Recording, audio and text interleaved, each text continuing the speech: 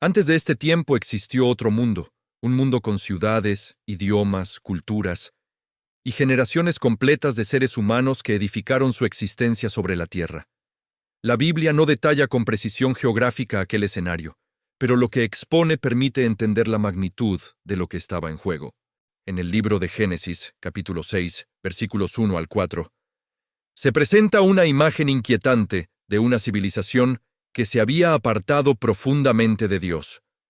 La violencia se había propagado de tal manera que el versículo 11 declara que la tierra estaba corrompida delante de Dios y llena de violencia. No se trataba de un problema aislado, sino de una condición extendida, arraigada en toda la sociedad. Lo que vuelve este panorama aún más impactante es reconocer que aquella generación no vivía en desconocimiento de Dios. Adán había tenido comunión directa con él en el jardín. Enoc caminó con Dios y fue llevado por él, como se registra en Génesis capítulo 5, versículo 24. Matusalén, el hombre con la vida más larga registrada en las Escrituras con 969 años, aún existía en las generaciones previas al diluvio. El conocimiento estaba presente, la memoria de Dios permanecía, y aún así, la humanidad decidió tomar otro rumbo. Este detalle transforma por completo la comprensión del juicio que estaba por venir. Cuando el diluvio ocurrió, no solo extinguió vidas, sino que borró estructuras completas de organización humana, rutas de comercio, sistemas agrícolas, lenguas, creencias y estructuras de poder. Todo lo que se había construido durante generaciones quedó sumergido bajo las aguas, y cuando Noé, su familia y los animales finalmente pisaron tierra firme, no hallaron un mundo listo para recibirlos. Hallaron un silencio profundo, un planeta entero esperando ser habitado nuevamente. Era un inicio absoluto, y el peso de ese momento es imposible de ignorar. Noé tenía 500 años cuando nacieron sus 3 hijos, según Génesis capítulo 5, versículo 32. Sem, Cam y Jafet crecieron en un mundo ya afectado por la corrupción, pero dentro de una familia que conservaba el temor a Dios. Cuando el diluvio terminó, y se estableció el pacto simbolizado por el arco iris en el cielo. Dios no solo prometía que no volvería a destruir la tierra con aguas, también estaba afirmando que la humanidad comenzaría de nuevo. La narrativa bíblica deja claro que toda la humanidad que existiría después del diluvio proviene directamente de estos 3 hombres. Génesis, capítulo 10, introduce la tabla de las naciones. De Sem, Cam y Jafet nacieron descendientes después del diluvio. Es una idea sencilla, pero con un alcance verdaderamente extraordinario. Cada pueblo que ha existido a lo largo de la historia registrada, cada nación que ha surgido y desaparecido, cada civilización que dejó una marca sobre la tierra, posee una línea de origen, que de acuerdo con la Biblia, se conecta con aquella arca. Esto transforma profundamente la manera en que entendemos la historia de la humanidad. Sin embargo, Noé y sus hijos no eran únicamente nombres dentro de un registro genealógico, eran hombres reales, con diferencias marcadas, con virtudes y debilidades evidentes. El relato en Génesis, capítulo 9, donde Noé se embriaga y Cam reacciona de manera irrespetuosa ante la desnudez de su padre, mientras Sem y Jafé responden con honra y respeto, deja ver tensiones profundas entre ellos. La bendición declarada sobre Sem y Jafé, junto con la maldición pronunciada sobre Canaán, hijo de Cam, no fueron simples palabras, dichas en un momento de enojo, sino declaraciones proféticas que influirían en el destino de pueblos enteros durante generaciones. En realidad, la historia de las naciones comienza dentro de esta misma familia. El capítulo 10 de Génesis se presenta como uno de los textos más únicos. No existe algo equivalente en los escritos del mundo antiguo. Ninguna otra civilización de la antigüedad desarrolló un registro semejante. Se trata de una descripción organizada del origen de los pueblos, estructurada por descendencia, territorio y lengua. Investigadores de la historia antigua han destacado la exactitud con la que este capítulo describe grupos humanos y regiones geográficas, que solo siglos después serían reconocidos en otros documentos históricos. El pasaje menciona 70 nombres, que simbolizan las naciones iniciales de la humanidad después del diluvio, las raíces desde las cuales todos los pueblos se extenderían. La organización de la tabla de las naciones no es casual. Responde a un orden geográfico e histórico que los estudiosos han examinado con creciente atención. Los descendientes de Jafet se establecen en territorios del norte y del occidente, regiones que hoy asociamos con Europa y zonas de Asia Central. Por su parte, los descendientes de Cam se desplazan hacia el sur y el oriente de África, además de áreas como Canaán y Mesopotamia. Mientras tanto, los descendientes de Sem permanecen en el núcleo del cercano oriente, siendo antepasados de los pueblos semíticos, hebreos y árabes. Cada linaje ocupa un territorio. Cada nombre representa un pueblo. Este capítulo combina hábilmente la genealogía con importantes observaciones de carácter geopolítico. Al mencionar a Nimrod, el texto presenta al primer gran gobernante poderoso tras el diluvio, quien levantó ciudades como Babel, Erech y Akkad. Posteriormente extendió su dominio hacia Asiria, donde fundó Nínive. Nimrod representa el impulso humano de centralizar poder, levantar imperios y expandir fronteras. Sem, el hijo mayor de Noé, porta una carga teológica única. A través de su descendencia, la promesa divina avanzaría en la historia hasta Abraham. Sus hijos fueron Elam, Asur, Arfaxad, Lud y Aram, cada uno dando origen a pueblos que tendrían un papel significativo en la historia antigua. Elam se relaciona con el antiguo reino elamita, ubicado al oriente de Mesopotamia, en un territorio que hoy corresponde al actual Irán. Asur dio origen a los asirios, un pueblo que levantó uno de los imperios más dominantes y temidos, con su gran capital en Nínive. Aram fue el antecesor de los arameos, cuyo idioma se convertiría en la lengua común del Medio Oriente, la misma que Jesús utilizaba en Galilea. Arfaxad ocupa un lugar central porque a través de él se traza la línea directa que conduce hasta Abraham, pasando por su hijo Sala. Sala engendró a Heber, de cuyo nombre proviene el término hebreos. La línea continúa hasta Taré, quien sería el padre de Abraham. Esta sucesión construye un puente directo entre el diluvio y el llamado de Abraham, en Ur de los Caldeos, revelando el propósito redentor divino. Cam fue otro de los hijos de Noé. Sus descendientes se dispersaron por territorios que llegarían a ser altamente influyentes en la antigüedad. Sus hijos fueron Cus, Misraim, Fut y Canaán. Misraim es el nombre hebreo de Egipto, término que aún se mantiene en el hebreo moderno. Canaán da nombre a la tierra prometida. Cus se asocia con Nubia y Etiopía, mientras que Fut se identifica con la región de Libia. Hubo un momento después del diluvio en el que la humanidad comenzó de nuevo. Pero no comenzó en vacío. Comenzó con dirección, con propósito, y también con decisiones que marcarían el destino de generaciones enteras.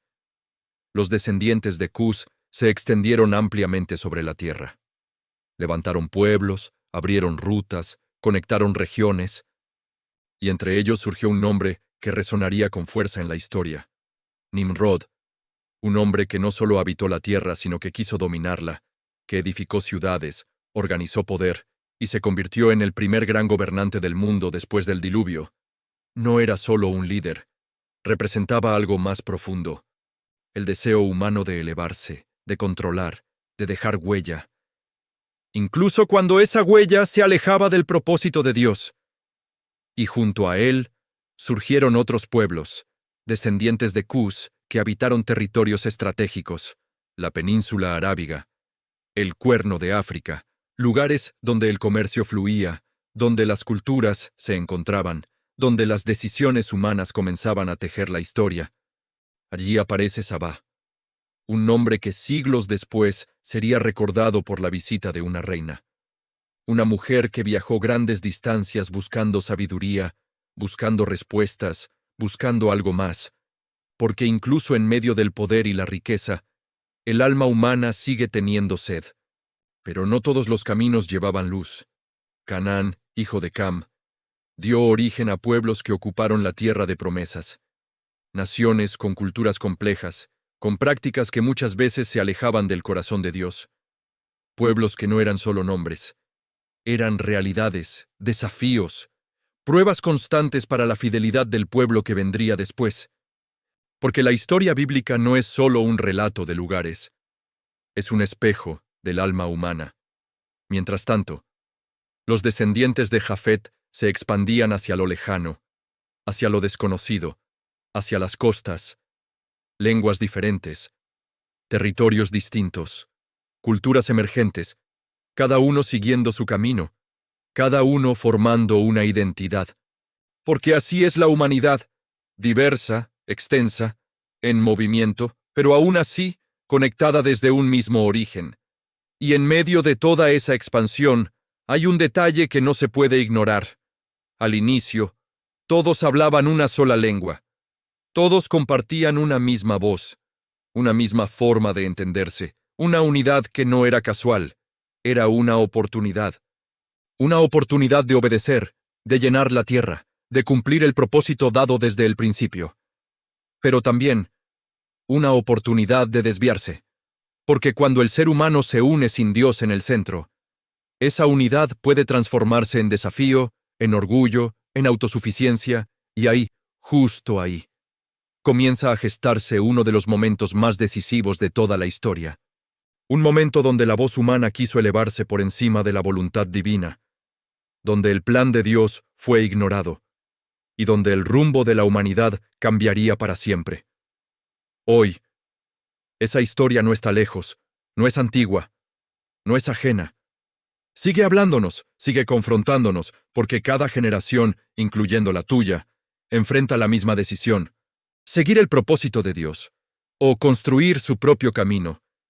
Y en ese punto, en ese instante, es donde se define todo.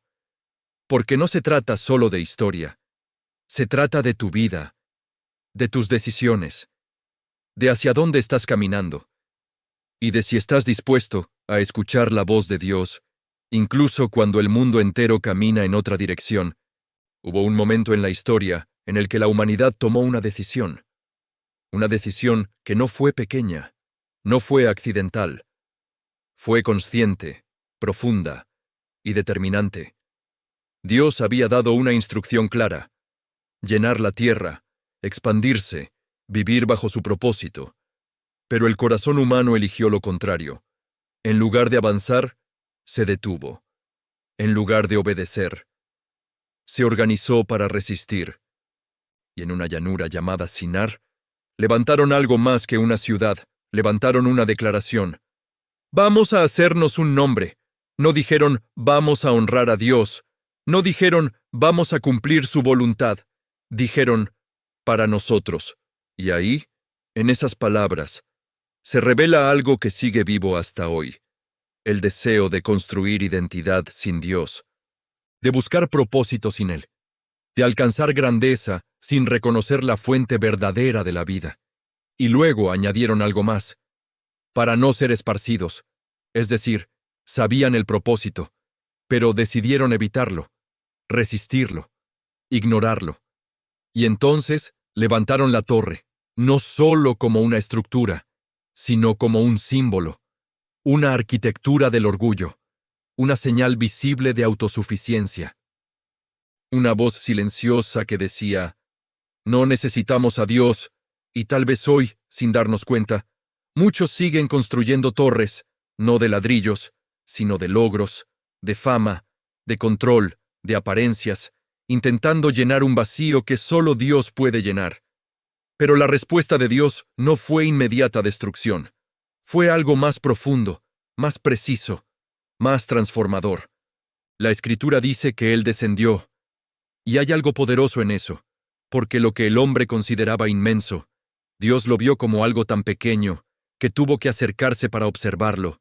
Y ahí, en ese contraste, se revela una verdad eterna. Lo que para el hombre es grande, para Dios puede ser insignificante, si está vacío de propósito eterno. Y entonces, Dios intervino, no para aniquilar, sino para redirigir, confundió las lenguas, quebró la unidad equivocada, dispersó a los pueblos Y aquello que el hombre quería evitar, ocurrió, pero no por accidente, sino por la soberanía de Dios. Porque cuando el ser humano se desvía, Dios no abandona la historia, la corrige, la encamina, la alinea nuevamente con su voluntad. Y ese lugar fue llamado Babel, confusión, porque eso es lo que ocurre cuando el ser humano se aleja de Dios. Pierde claridad, pierde dirección, pierde sentido, puede construir, puede avanzar, puede lograr, pero sin Dios, todo termina fragmentado, vacío, incompleto, y aún así, incluso en medio de esa historia, Dios no dejó de hablar, no dejó de revelar, no dejó de mostrar que su palabra no es un mito, no es una fábula, no es una historia sin fundamento, porque con el paso del tiempo, la tierra misma comenzó a dar testimonio. Civilizaciones antiguas, ciudades enterradas, nombres que coincidían, relatos que conectaban, evidencias que salían a la luz. Las antiguas tierras de Mesopotamia comenzaron a revelar secretos. Pueblos que existieron, culturas que florecieron, registros que coincidían con lo que ya había sido escrito, y de repente, lo que muchos dudaban, empezó a tomar forma, empezó a confirmarse, empezó a mostrar que la historia bíblica no estaba desconectada, estaba profundamente entrelazada con la realidad. Incluso las ruinas, incluso el polvo, incluso las capas de tierra comenzaron a hablar. Ciudades como Ur, con estructuras avanzadas, con historia, con evidencia de eventos extraordinarios, capas de sedimento, marcas de algo que no fue común, algo que dejó huella, algo que no pudo ser ignorado. Y las torres, las antiguas estructuras escalonadas, los zigurats, se levantaron como un eco silencioso de aquella primera torre, construcciones que apuntaban al cielo, no para alcanzar a Dios, sino para sustituirlo, para representar un intento humano de conectar con lo divino, pero sin rendirse a Él. Hoy, esa historia no está lejos, no está enterrada, no está olvidada, está viva, está presente, porque cada vez que eliges tu camino sobre el de Dios, cada vez que construyes tu identidad lejos de Él, cada vez que buscas un nombre sin su presencia, estás repitiendo Babel. Pero también, cada vez que escuchas, cada vez que te detienes, cada vez que decides volver, algo diferente ocurre, porque Dios no solo desciende para ver, desciende para rescatar, para hablarte, para llamarte, para recordarte, que no fuiste creado para construir torres, sino para caminar con Él. Y hoy, en este momento, esa voz sigue hablando, no como un eco del pasado, sino como una verdad viva, directa, personal, diciéndote, vuelve, detente, escucha, porque no importa cuán alto hayas construido, sin Dios, siempre faltará algo, pero con Él, incluso lo pequeño, tiene propósito eterno. Hubo un tiempo en el que las piedras comenzaron a hablar no con palabras, sino con evidencia, con memoria, con historia. Estructuras como la gran torre escalonada de Ur, levantada en honor a lo que el hombre consideraba divino, siguen en pie. Siguen como un eco silencioso de una humanidad que buscaba el cielo, pero no necesariamente a Dios. Y más adelante en Babilonia, otra torre Etemenanki, la casa de la fundación del cielo y de la tierra.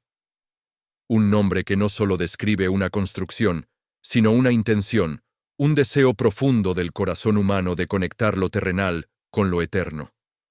Pero a su manera, bajo sus términos, sin rendirse completamente al Creador. Y entonces, en medio de ruinas de registros de descubrimientos, algo comienza a revelarse. La historia bíblica no fue escrita en el vacío, no es una idea aislada, no es un relato desconectado. Está entrelazada con la historia del mundo, con la tierra que pisamos, con los pueblos que existieron, con las lenguas que hoy aún resuenan. Y eso cambia todo porque significa que no estás escuchando solo una historia antigua, estás viendo el hilo que conecta tu existencia con un propósito eterno. Porque la diversidad que ves hoy no es un accidente, no es caos, no es un error, no es una fractura sin sentido. Es el resultado de un diseño, de una intención que comenzó mucho antes de Babel, Cuando Dios dijo, llenen la tierra, vivan, multiplíquense, expandan la vida. Y cuando la humanidad eligió resistir, Dios no destruyó ese propósito, lo cumplió. Pero de otra manera dispersó, organizó, redirigió. Y lo hizo con una visión más grande de lo que el ser humano podía entender en ese momento. Porque cada pueblo, cada lengua, cada cultura, no sería solo una diferencia, sería una oportunidad, una puerta, un camino distinto. Para que cada ser humano en cualquier lugar del mundo tuviera la posibilidad de buscar, de sentir, de encontrar a Dios. Por eso, siglos después, un hombre llamado Pablo se levanta en medio de una ciudad llena de altares rodeado de culturas, de ideas, de filosofías. Y declara algo que atraviesa el tiempo, que conecta todo, de uno solo hizo Dios, toda la humanidad, uno solo, un origen común. Una raíz compartida, un diseño intencional. Y luego dice algo aún más profundo, que Dios estableció tiempos, lugares, límites para que lo busquen, para que lo encuentren incluso a tientas. Eso significa que tu vida no es casualidad, que el lugar donde naciste, no es un error, que el idioma que hablas, la cultura que conoces. La historia que llevas, todo, absolutamente todo, forma parte de un escenario donde Dios se está revelando, donde Él se está dejando encontrar. Y de repente, la forma en que miras el mundo cambia, ya no ves diferencias, como separación ves propósito. Ya no ves culturas como distancia, ves caminos, ya no ves lenguas como barreras, ves voces, porque cada una de ellas lleva un eco, una señal, una huella del mismo Dios que estuvo en el principio. Sem, Cam, Jafet no fueron solo nombres, fueron el inicio, fueron la semilla, fueron el punto de partida de una historia que no terminó en ellos. Una historia que avanzó, que atravesó generaciones, que llegó a Abraham, que siguió hasta David, que se cumplió en Jesucristo y que hoy sigue extendiéndose, alcanzando, llamando. Porque la dispersión nunca fue, el final fue preparación, fue el escenario, fue el terreno donde la redención iba a desplegarse. Donde cada nación, cada pueblo, cada persona tendría la oportunidad de ser alcanzada por el amor de Dios. Y ahora, escucha esto con atención, porque no es solo historia, es personal. Cada vez que escuchas un idioma diferente, cada vez que ves un rostro distinto al tuyo, estás viendo el resultado vivo de ese momento. Estás viendo el cumplimiento de un propósito que comenzó hace miles de años. Estás viendo la obra de un Dios que nunca perdió el control. Nada fue improvisado, nada fue olvidado, nada quedó al azar. Incluso lo que parecía confusión tenía dirección, incluso lo que parecía dispersión tenía propósito. Y tal vez hoy tú estás en medio de tu propia dispersión. Tal vez te sientes lejos, confundido, sin dirección. Pero así como Dios ordenó la historia de las naciones, también puede ordenar tu historia, también puede darte sentido, también puede revelarte quién eres y hacia dónde vas, porque el mismo Dios que pensó en pueblos, pensó en ti. El mismo Dios que estableció tiempos, estableció este momento, este instante, donde estás escuchando, donde algo dentro de ti se está moviendo, donde una pregunta comienza a nacer, y si este mensaje encendió algo en tu interior, si te hizo ver tu origen, tu propósito, con nuevos ojos, no lo guardes solo para ti, compártelo, porque hay alguien más que también necesita recordar que no está aquí por accidente, sino por un diseño eterno, por un propósito que aún sigue en marcha y que también lo está esperando justo ahora.